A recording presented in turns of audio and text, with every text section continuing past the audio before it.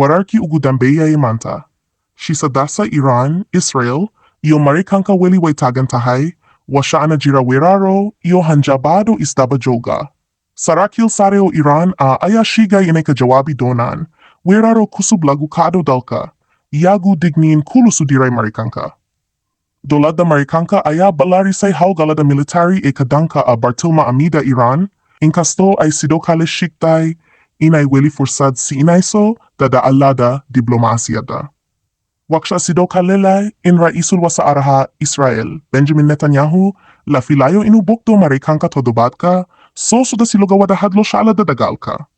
Israel iyo, Marikanka, ayaday wiraro chusub o lagu Bartilma Amida saldhegyo military iyo sharumo isgarsinit o kuyal Iran. Iran ay kajawapte wirardas iadu gantalo iyo diarado drone, aku wirartay saldhegyo u Marikanku, kuliyahe, Bahrain, Jordan, Kuwait iyo Iraq. Madaxwain Donald Trump ay shigay in wadahadalo ay usakdan Marikanka iyo Iran, balse Iran ay san weli diaru ahain heshis rasmiya. Shisada gobolka ay weli adu saresa, washana jirhabsi laga kabo in dagalku si fido hadi anshal diplomasiyadid laga arin. Marikanka ay si waday dukemo kadan asharumo militariyos garsinid o kuya lagudaha Iran, iya dola shigay in weraradala bala ariyay. Iran aya kujawaptay weraro ganta alo iyo dia arado drone o lalabeksaday saldhegyo u.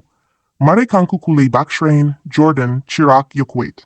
Wararka maanta waksay shigayan in uguyaran 55 kof lagu dilay gudaha Iran, inti lagu jiray wajigi ugudambeya iyado khasaaru si kordhayo.